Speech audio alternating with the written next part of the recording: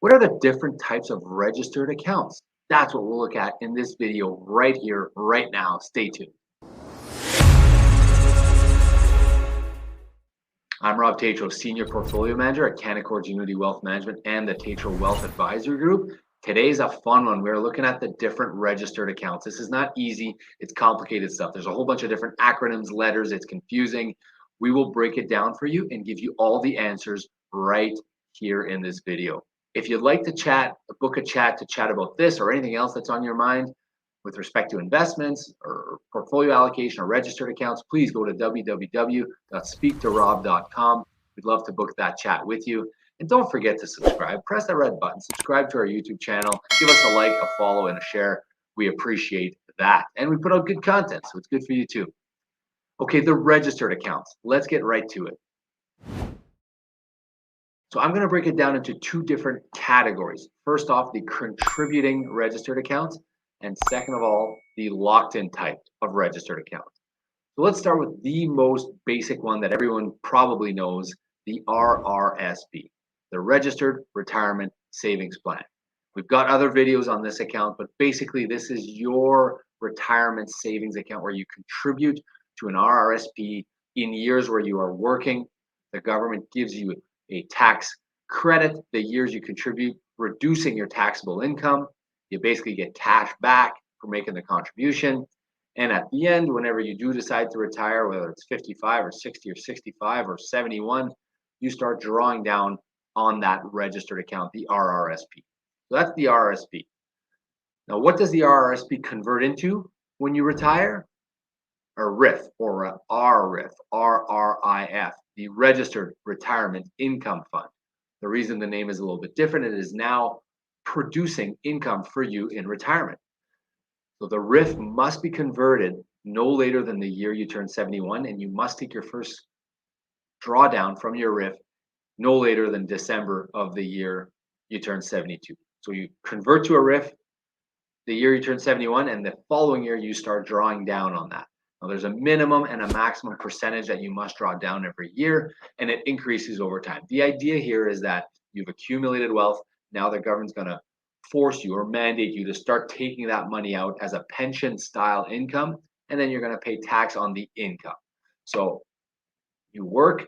When you start wanting to draw down on it, you convert it to a RIF. Now, there's a debate as to whether or not you should convert it to a RIF immediately when you retire or only later, and we cover that in other videos, but you don't have to convert to a RIF the year you retire. You can decide to wait and let the RSP grow tax-free until a later date, until you turn 71.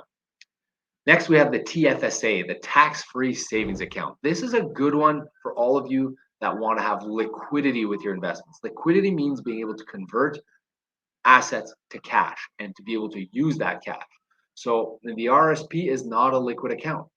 You invest, the money's basically locked in there until you retire. Or if you do draw down on the RSP, you're going to pay a lot of withholding tax on that amount, and it gets taxable to your income. So the TFSA is totally different. You do not get the tax credit when you put money in, but it grows tax-free forever, for life, all the dividends, the interest, the capital gains.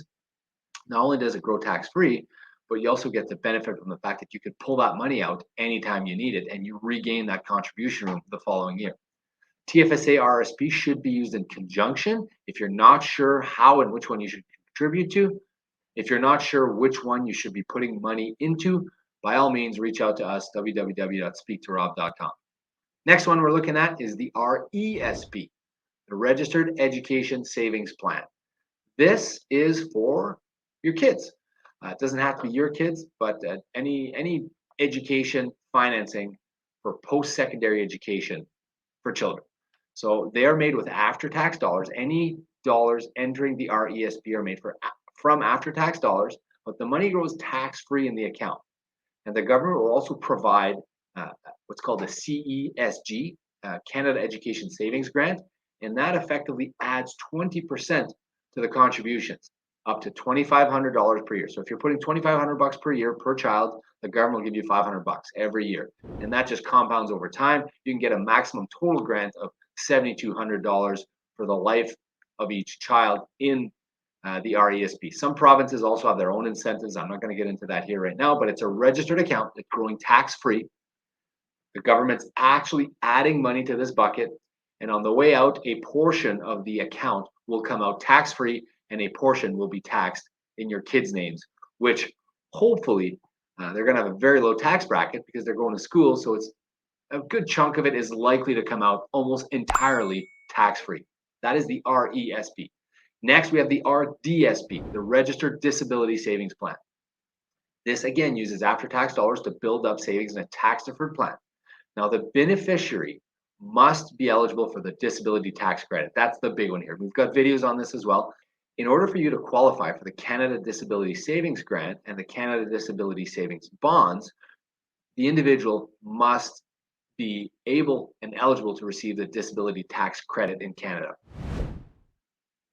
You get no upfront deduction, but the government is very keen on supporting and supplementing your contributions with the CDSG and the CDSB based on your current situation and your income. So if you qualify, if you are eligible for disability tax credit, you should absolutely speak to your tax professional about this or your investment professional about opening an RDSP. It is incredibly tax favorable for you. Now let's get into the locked-in accounts. Okay, so we've looked at the registered accounts, we've looked at the RRSP, the RIF, the TFSA, the RESP, and the RDSP. We've looked at 5 contributing accounts. Now we're going to look at the locked-in accounts. So the locked-in accounts typically hold funds that accumulated through a workplace pension plan. So they're meant to kind of replicate the lifetime pension plan that an employee would benefit from, but there are strict rules and limits on withdrawals. So the locked-in accounts, the most common one is the LIRA, the locked-in retirement account. You leave a place of work, you had a pension there, they will give you a package. Typically, there's an option that you can elect to withdraw your investments as a LIRA. That becomes a registered account, very similar to the RRSP, except you do not have that flexibility to withdraw the money from. You can unlock a portion at some point, and you will be drawing down on it at some point as well. Then you have the LRIF, the Locked-in Retirement Fund. This is effectively your LIRA, which is now converted to a retirement fund. Just like the RSP converts to a RIF, the LIRA converts to an LRIF. And finally, the last 2, we have the Life Income Fund and the Prescribed RIF. So the Prescribed RIF is a personal retirement income fund, and it's governed by the Federal Tax Act in Canada. It's very similar to a RIF, but it's subject to certain rules and acts and regulations, and they're typically not locked in.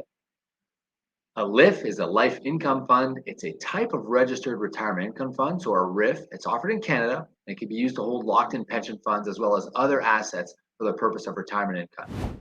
All right, so we looked at all 5 of the contributing accounts, accounts where you open and you put money into every year, and accounts that are locked in. Took a look at that for you. Hopefully you have a clear picture now in your mind as to what the different registered accounts are in Canada. If you'd like to book a no obligation chat to discuss this or anything else that's on your mind with respect to registered accounts or your wealth, go to www.speaktorob.com. We'd love to book that for you.